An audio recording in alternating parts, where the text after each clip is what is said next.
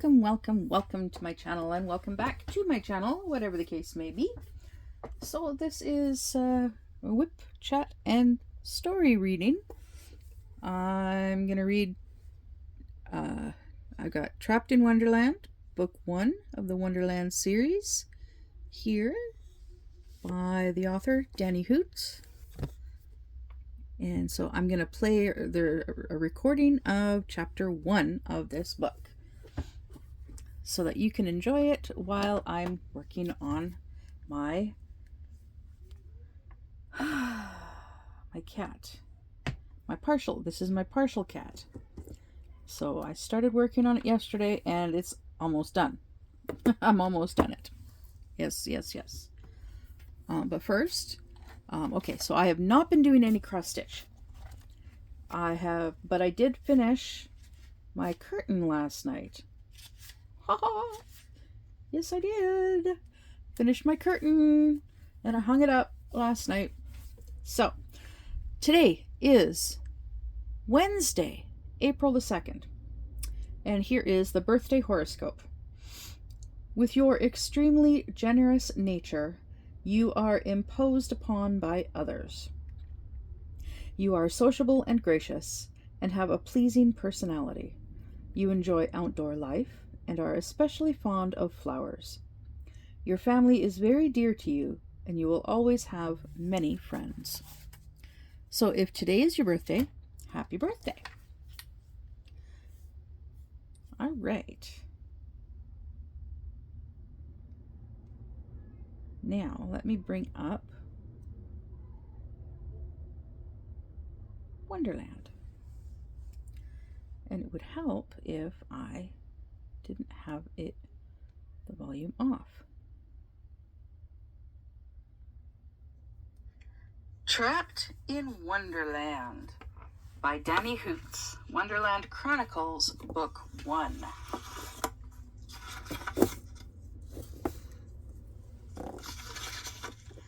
Chapter 1.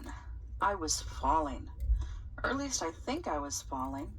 It didn't feel like gravity pulling me down and down, but more like something decided it wanted to sweep me off my feet, and I sort of was floating and not going in any particular direction. Kind of like in ballet, when one of the guys would pick me up real fast, sometimes for the routine, sometimes because they wanted to scare the crap out of me. I hated when they did that. I couldn't decide if it was going to make me hurl or if my stomach was in fact in my throat. The problem was, it wasn't stopping at all. Not only that, but there were spiraling colors shooting out every which way in the abyss I currently found myself in. At least they were pretty, though. Mainly soft colors versus the neon colors that a main character would expect in such a situation. Yes, I watched a lot of anime and sci-fi. Don't judge me. Anyway, I made a mental note to paint them later. That is, if I survived. Oh, I should probably introduce myself. I'm Alice Hughes, or at least that was the name I went by. My real name was Meredith, but I always went by my middle name. Can you blame me? Regardless, I'm a freshman at East Salem High School. Go hunting owls! At first, I thought an owl was stupid for a mascot, but an owl actually attacked a bunch of people in the park in downtown Salem, Oregon. I now appreciated and feared owls. You may be wondering how I got into this mess, how I was falling, and falling, and falling, and why I couldn't stop. Honestly, I had no idea, and was wondering the same thing. All I could remember was running out of the school, excited as it was a pleasant autumn day as I needed to bike to ballet and practice my splits. Then Kate, my best friend since grade school, asked me if I remembered my ballet shoes from my locker. It wasn't the first time I had forgotten them. I slammed my palm to my face and hurried back into the school. Oh, that's right. I had seen a group of boys open a locker and step inside. Ones that just transferred to the district this year. Why the heck anyone would want to move to this school was beyond me, unless they were transferring from McKay. Perhaps it was the same kinds of people who disappear into lockers, which defied the laws of physics. Or, at least, I think it did. Science wasn't my best subject. Either way, it led me to believe I had eaten some bad mushrooms or something. Not that I did such a thing. Then, of course, curiosity got the better of me, and I went to see what was up with the locker, and now I found myself falling, and falling, and falling. The feeling didn't seem to want to stop either, and when I looked down, there didn't seem to be an end to the abyss. I suppose that's why they called it an abyss. I glanced around every which way, and honestly, I had no idea which way was up or which way was down. It left me feeling a bit disoriented, and I prayed that my lunch wouldn't come back for a visit. That would make this situation so much worse. As I fell, or maybe floated, I decided that was a better description of the situation.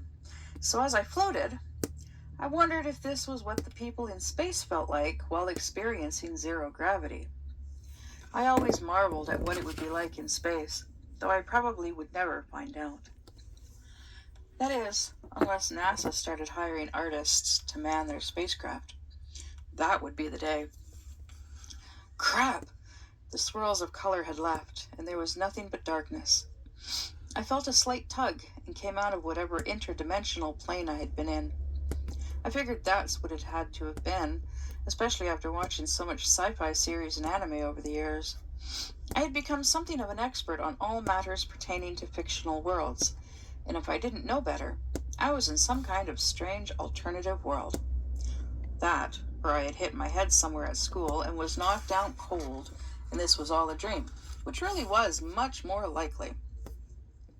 But I wouldn't be careless, just in case. If I saw a pink-haired girl like in an anime, I would run away from her as fast as I could.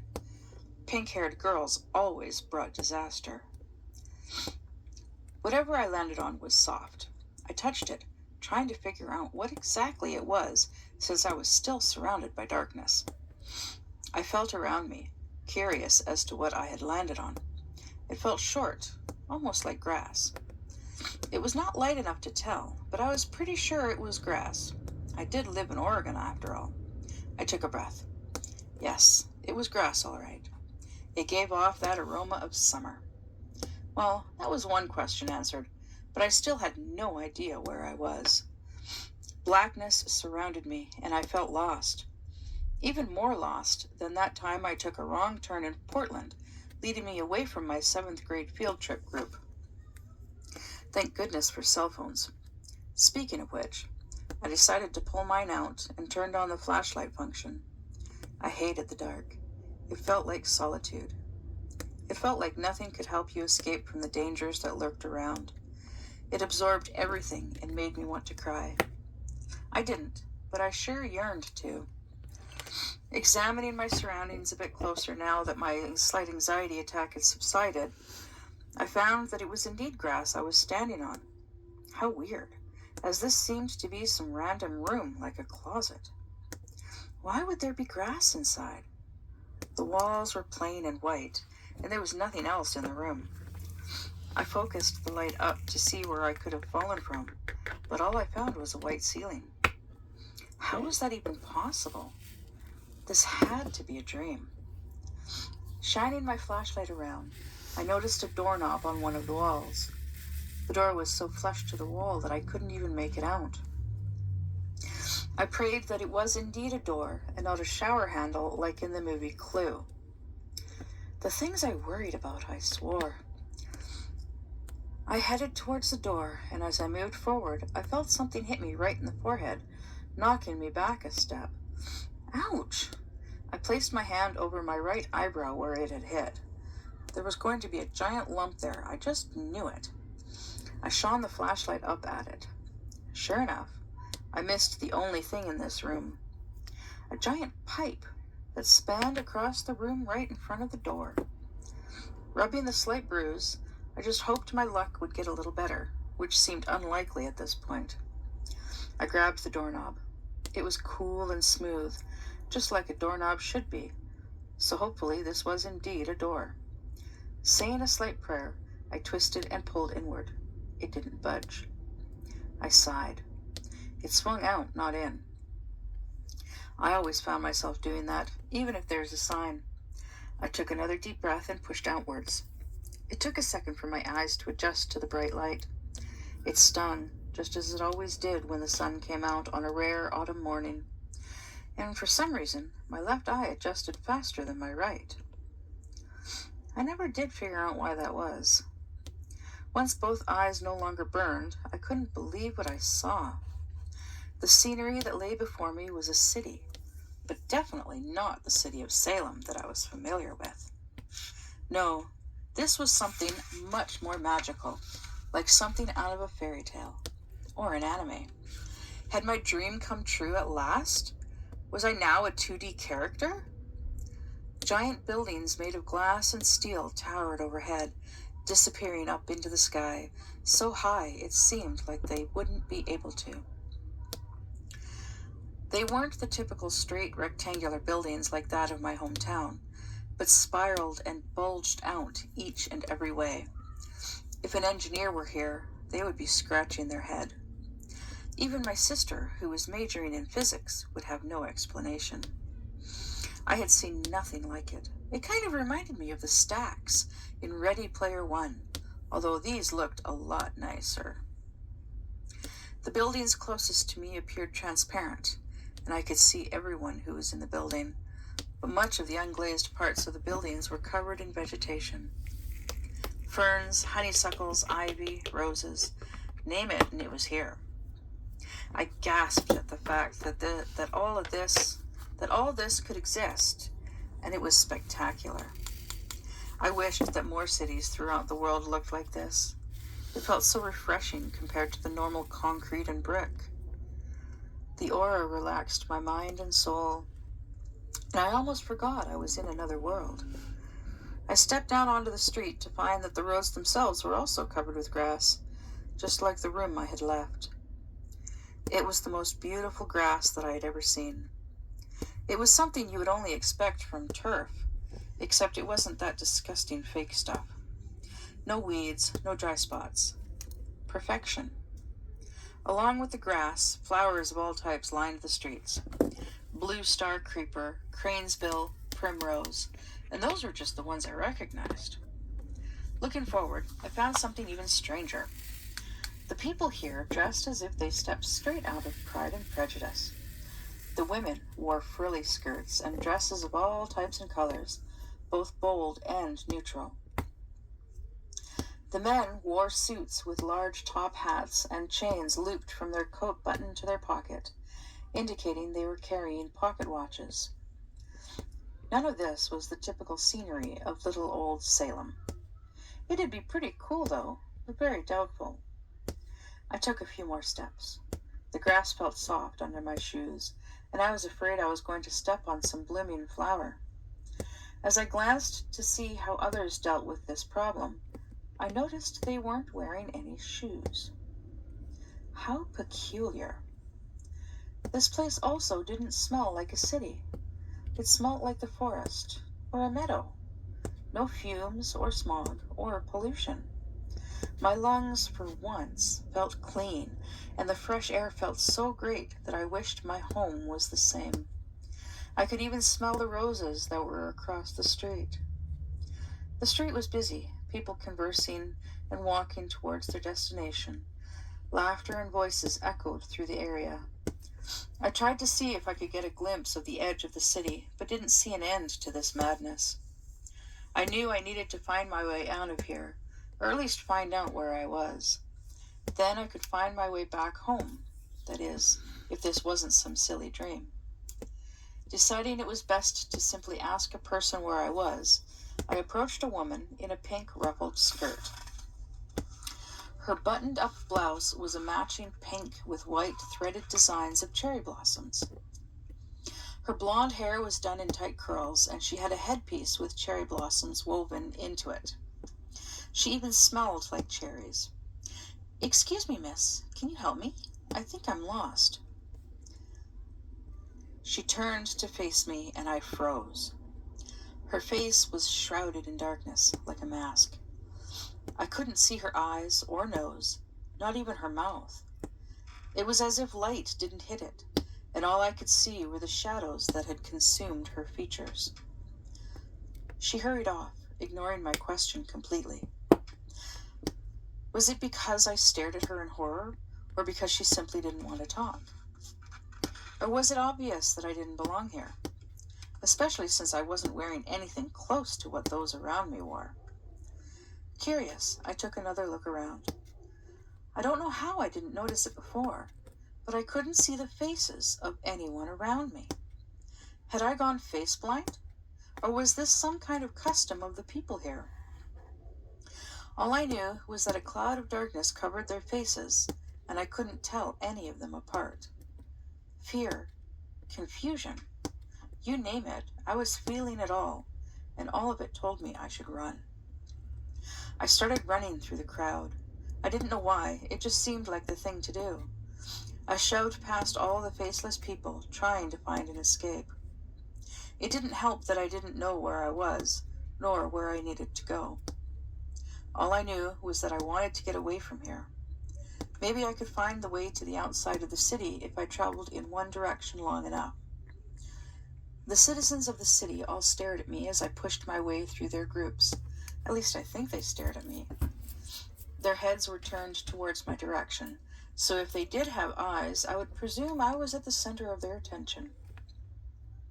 It made me shiver that so many eyes were on me, yet I couldn't see any of them. Could they even see me, or was I in complete darkness to them? It was probably a stupid idea to run, and I should have just calmly tried to figure out what was happening, but all the confusion hit me at once. What if I couldn't find a way home? What if I was stuck here forever? What if something happened to me, and my family never found out the truth? Even if my dream was to wake up in a fantasy world, that didn't mean I wanted my family and friends to worry. My heart was beating faster now, and all I could do was try to run away from my worried thoughts. And that's when I heard someone yelling after me. "Stop! Stop her! She's an outsider!" I debated stopping for a moment, especially since I had no idea what I was doing. But then I remembered all the fictional stories with outsiders getting captured and being thrown into prison. That's what always happened, right? I mean, that's what happened to Satan in The Devil is a Part-Timer. Besides, they didn't sound like they wanted me to stop and have a spot of tea with them or something. They sounded like I was a criminal, and they needed to apprehend me. I didn't want that, so I kept moving forward and didn't let anything stop me, or at least tried and not let anything stop me. As if fate heard my thoughts the moment I projected them into the universe, I felt something grab me and pull me into an alleyway far from the major pathway. I tried to scream, but whoever it was put their hand over my mouth. "Shh, it's all right," a familiar voice said. It took a second to register, but I realized who had me trapped up in his arms. It was Chase, a boy from school that was in a couple of my classes. He was definitely a troublemaker, and it had been his locker that I had seen everyone step through to enter this world. Was he the reason I was here? Or was this a dream? I kept telling myself it was the latter, but treated dangers as if they were real. I couldn't be too careful. "Now, I'm going to let go of your mouth. Just promise me you won't scream," he said. I nodded, feeling better now I had found someone I knew. I had completely forgotten that I had followed them down into the abyss. Everything was so new and surprising that the main reason I had fallen into this world had completely slipped my mind. Chase removed his hand from my mouth, but didn't remove the arm that was wrapped around my stomach, holding me against him. I still couldn't see his face as he was behind me. I wondered why he didn't let go, and I began to get a little nervous again, although I could feel my cheeks getting warmer. He placed a finger to my mouth. "Wait for them to pass." Chase kept us in the shadows of the trees that had grown with the buildings. It was very narrow down the alleyway, almost like some of the passageways in the old Fort Worden naval batteries near Port Townsend, Washington, that my family liked to camp at. I couldn't even see the sky from where I was, since the foliage was so thick. We stayed silent as the men ran past us, not even taking a glance down this way, which made me wonder what was down here that they didn't think I would go this way. Maybe it was haunted, which would be awesome. I had always wanted to see a ghost. It would be a lie to say I had never binge-watched Ghost Hunters at sleepovers with Kate. She didn't see the appeal, but nevertheless, she sat next to me for hours during my marathons. After we were in the clear, Chase let go of me. "What are you doing here, Alice?" he questioned as he leaned against the wall. He had that sly smile that he always seemed to wear at school. He wore a pure black suit, tailed jacket and all, with the black tie loose around his neck. Bizarre, but not surprising compared to everything else. Maybe he was just trying to fit in. Other than his attire, something else seemed off. Then I realized what it was. "Your eyes." I stepped closer to him to examine them. They were yellow with black slivers, like the contacts I had seen at Kumoricon. There we go. Kumoricon, the nearest anime convention. "They're like a cat's. Are you wearing contacts?" He rolled his eyes, which looked weird with cat's eyes. Yes, I know. And no, I am not. These are what my eyes look like in my true form. Now answer my question." I shook my head. "I don't know. I went back into the school and I saw you guys. You entered your locker. I got curious, so I opened the locker." "Curiosity killed the cat, Alice," Chase sighed. "But satisfaction brought it back," I responded. Not many knew the second half of the quote, so I made it my duty to finish it every time I heard someone say it in the typical anticlimactic fashion. Chase appeared semi-impressed. Well, you have quite a mouth on you for being so quiet at school." I gave him a look and then shook my head. Still wasn't my fault I fell in. I wasn't going to go inside, I swear. Something pushed me. He raised an eyebrow. "Do you know who it was?" "No, I didn't see who or what it was. Next thing I knew, I was here." I peered around. It was all a lot to take in. I had found myself in a strange new place, one that I had never seen pictures of before or heard anyone talk about. So I asked the obvious question that had been on my mind ever since coming here. "Where are we?" "Alice, you are in Wonderland," I heard a voice say behind me. I turned to find Malcolm standing there, along with Davis and Melvin. All of them were also in some of my classes. These were the 4 boys that I had seen jump in the locker. They each wore some Victorian gear like Chase. But Malcolm's was a little more extravagant. His was dark green with light green lining and ivy embroidery. He had a burnt orange top hat with deep violet flowers pinned to one side of it, covering his raven black hair. His light blue eyes stared at me, making my heart beat a little faster. Kate, my BFF, noticed I had the hugest crush on him, but I had never admitted it out loud because, well, let's face it, he was completely out of my league. "You mean the arcade? Is this some new attraction they added in the back?" I asked, referring to the arcade called Wonderland off Market Street. I looked at Davis and Melvin. They didn't say a word, but just glanced at each other. He must have meant that. Maybe they got a virtual reality game. I heard they were making great progress with VR in Utah or Idaho or something. As I looked at Melvin and Davis, I noticed Melvin had bunny ears matching his orange hair. I was just about to point them out when Malcolm shook his head and answered my question. "No, not the arcade. This is the real deal. This is Wonderland." "I don't understand. You can't possibly be talking about the children's tale, can you?" "Yes." He peered around, as if making sure no one else was around. "But you shouldn't be here. It is too dangerous, and you aren't ready." "Aren't ready for what?" I began, when Melvin and Davis grabbed me, and Malcolm pressed a vial of liquid to my lips. I tried to struggle, not quite sure what the heck he was trying to give me. "Drink this, Alice. You must go home now and forget everything you saw." Forcing the drink down my throat, I felt the sweet liquid start to make my body tingle. My vision was getting blurry, and I had no idea why the world felt like it was spinning around.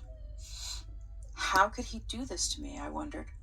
Why couldn't he have just asked? I shoved him back, but it was too late as the vial was empty. What the hell did you just give me? Before answering, I felt Chase wrap his arms around me and pull me back into the doorway that Malcolm had appeared out of. I let out a slight girly yelp, which I, of course, immediately regretted. Come on, Alice, we're going for a ride, Chase laughed as we started to travel down and down and down. Great. The floating feeling all over again. It wasn't like my head wasn't already spinning. So that was chapter 1, Trapped in Wonderland.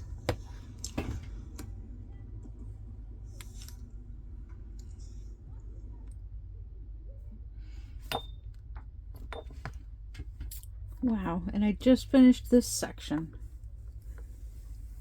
Talk about timing, hey? Talk about timing.